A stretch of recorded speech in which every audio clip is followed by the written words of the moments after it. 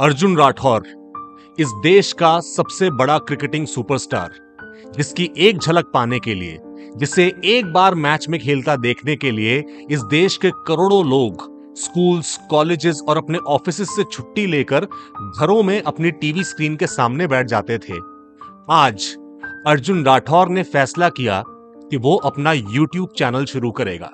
और बस इस खबर के साथ ही सिर्फ देश भर में ही नहीं, विदेशों में भी फैले अर्जुन राठौर के जितने भी फैंस थे, सब इंतजार करने लगे कि कब अर्जुन अपना यूट्यूब चैनल शुरू करेगा।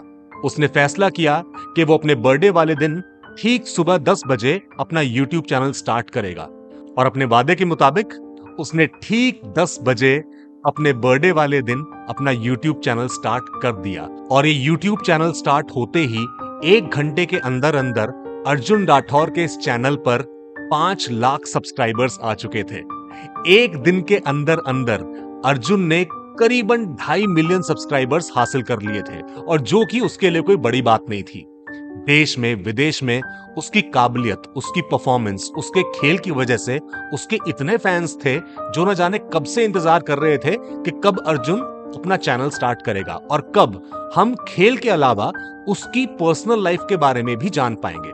अर्जुन का भी ये चैनल स्टार्ट करने का यही मोटिव था कि उसके खेल के अलावा वो अपनी पर्सनल लाइफ की अपडेट्स, अपने ट्रेनिंग सेशंस, अपने वर्कआउट मेथड्स सब अपने फैंस के साथ शेयर कर सके और लाइव स्ट्रीमिंग पे आकर अपने फैंस से डायरेक्टली बात कर सके, ताकि उसके और उसके फैंस के बीच में कोई और थर्ड पार्टी ना रहे। तो बस इसी प्लान के तहत अब अगले दिन वो लाइव स्ट्रीम पर आया, और लाइव स्ट्रीम पर आते ही लाखों फैंस कुछ ही मिनट्स में उसके साथ जुड़ गए। लेकिन सभी फैंस को वीडियो कुछ साफ नजर नहीं आ रही थी। अर्जुन वैसे तो अपने घर में बैठकर ही वीडियो बना रहा था, लेकिन ये पहली बार था जब वो कभी लाइव स्ट्रीमिंग कर रहा था। तो उसे लगा कि शायद कोई टेक्निकल दिक्कत होगी, इसलिए उसने एक बार फिर लाइव स्ट्रीम शुरू की। लेकिन फिर एक बार वीडियो कुछ साफ नहीं थी, और धीरे धीरे जब वीडियो साफ होना शुरू की, लोगों को अर्जुन के साथ साथ उस वीडियो में एक और परछाई दिखने लगी। अब ये बात जब उसके फैंस ने कमेंट्स में लिखनी शुरू की तो अर्जुन हैरान था, क्योंकि उसे अपने पीछे ऐसी कोई परछाई दिख नहीं रही थी। लेकिन बाकी सभी देखने वालों को ये साफ दिख रहा था कि अर्जुन के पीछे किसी इंसान की परछाई है जो कद में काफी बड़ा है। खैर, जब बार बार कमेंट सेक्शन में यही कमेंट्स आने लगे तो अर्जुन ने फैसला किया कि वो आज की लाइव स्ट्रीमिंग बंद करेगा और मे बी अगले दिन फिर एक बार लाइव आने की कोशिश करेगा। तो अगले दिन अपने घर के दूसरे रूम से जब अर्जुन एक बार फिर लाइव आया तो फिर कुछ ही मिनटों में उसके लाखों फैंस उसके साथ जुड़ गए। लेकिन फिर एक बार सबको वही परछाई पीछे नजर आने लगी। अब की बार अर्जुन भी परेशान था, क्योंकि अर्जुन ने अपना दूसरा फोन अपने हाथ में लेकर चेक किया कि वाकई में उसके पीछे एक परछाई है, जो कि उसे असल में दिखाई नहीं दे रही है, लेकिन वीडियो में वो परछाई सबको साफ साफ नजर आ रही है। वो खुद अपने दूसरे फोन में उसी परछाई को देख सकता था। अब ये बात जितनी ज्यादा उसके फैंस और दुनिया भर के लोगों को हैरान कर रही थी, उससे कहीं ज्यादा अर्जुन को परेशान कर रही थी, क्योंकि अर्जुन अभी रिसेंटली ही इस घर में शिफ्ट हुआ था। एक बहुत बड़ा घर जो मेन सिटी से बाहर था। उसे बाहर लेने की वजह यही थी कि यहाँ पर ज्यादा डिस्टर्बेंस ना हो, ज्यादा लोग अर्जुन को परेशान ना करें। लेकिन अब लाइव स्ट्रीम में दिख रही उस परछाई ने अर्जुन को परेशान कर दिया था, और अर्जुन ने अब बिना किसी देरी के अपने सबसे अच्छे दोस्त जयाशीष चौधरी, जो कि एक डिटेक्टिव था, उसे फोन लगाया। ए जयाशीष, कैसा है? ए अर्जुन, बहुत बढ़िया, तू बता क्या हाल है?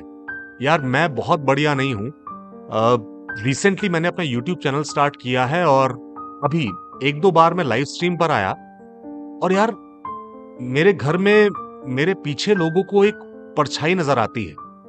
पहली बार जब लाइव स्ट्रीम की तो लगा कि शायद सबका वहम है, लेकिन दूसरी बार अपने दूसरे फोन में मैंने ये बात चेक की तो मुझे रियलाइज हुआ कि वाकई में पीछे एक परछाई नजर आ रही है। क्या बात कर रहा है? हाँ यार, वाकई में ऐसा कुछ है।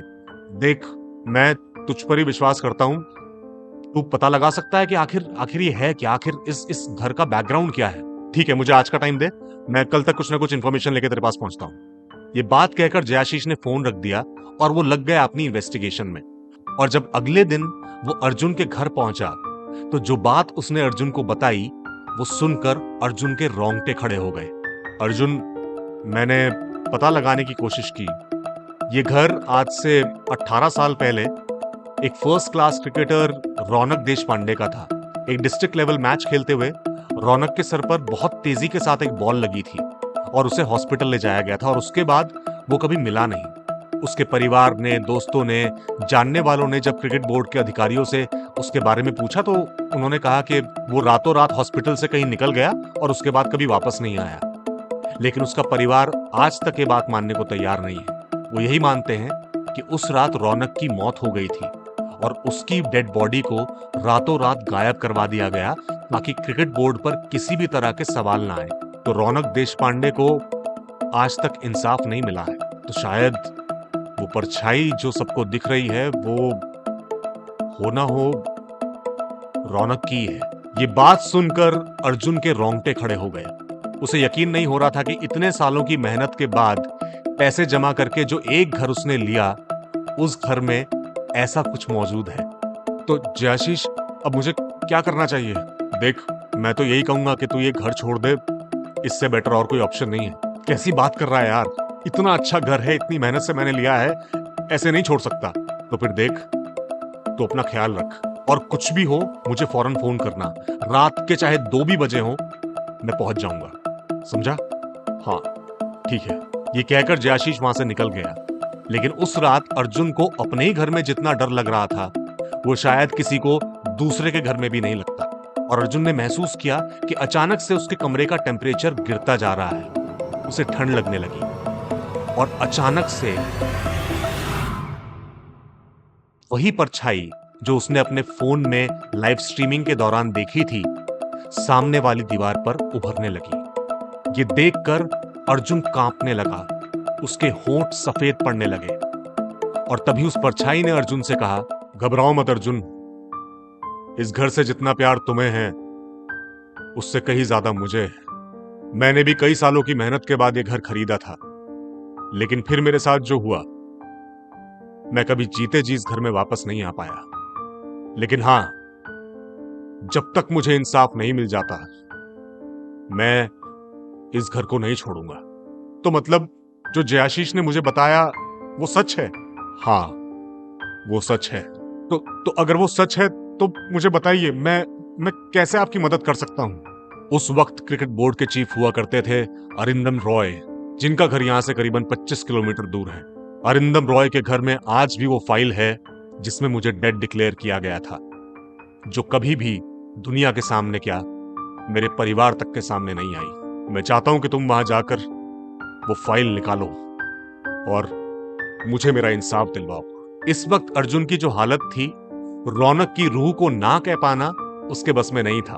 उसने फौरन इस बात को स्वीकार किया कि वो तहे दिल से कोशिश करेगा कि वो फाइल दुनिया के सामने आ जाए। मैं पूरी कोशिश करूंगा वो फाइल मैं दुनिया के सामने लेकर आऊं, लेकिन प्लीज आप मुझे डराइएगा मत। नहीं डराऊंगा, लेकिन ये काम तुम्हें आज ही की रात करना पड़ेगा। अब मैं और सब्र नहीं कर सकता। आज ही की रात? हाँ, आज ही की रात। और बस अब बिना ज्यादा बात किए या बहस किए अर्जुन फौरन निकल गया अरिंदम रॉय के घर की तरफ। लेकिन एक एक्स क्रिकेट बोर्ड चीफ के घर में जाकर एक ऐसी फाइल निकाल कर लाना जो आज तक दुनिया से छुपा कर रखी गई, आसान नहीं होने वाला था। यह बात उसे मालूम थी, इसीलिए घर में पीछे की दीवार से किसी तरह वो दीवार फांद कर अंदर दाखिल हुआ। किसी तरह पीछे के आउट हाउस से एंटर करता हुआ घर में घुसने की कोशिश कर ही रहा था कि उसे अपने पीछे एक आवाज सुनाई दी। उसने पीछे मुड़कर देखा तो एक इंसान हाथ में पिस्तौल लिए खड़ा था। और इससे पहले कि अर्जुन कुछ करता, 18 साल पहले जिस तरह रौनक देशपांडे उस रात हॉस्पिटल से गायब हो गया था, उसी तरह अर्जुन राठौर रातों रात उस शहर से गायब हो गया। सभी लोग सोचते रह गए कि आखिर अर्जुन गया कहां। कितने लोगों ने यह कहा कि वो परछाई जो अर्जुन के घर में लाइव स्ट्रीमिंग के वक्त दिखाई दी, उसी परछाई ने अर्जुन को खा लिया। तो किसी ने कहा कि अर्जुन की गाड़ी जिस लोकेलिटी में मिली, शायद अर्जुन वहीं कहीं है। लेकिन उसके बाद अर्जुन कभी मिला नहीं। लेकिन हां, आज भी रोज रात के 11 बजे अर्जुन के उस YouTube चैनल पर एक लाइव स्ट्रीम शुरू होती है, जिसमें देखने वालों को अब एक नहीं, 2 परछाइयां मंडराती हुई नजर आती हैं।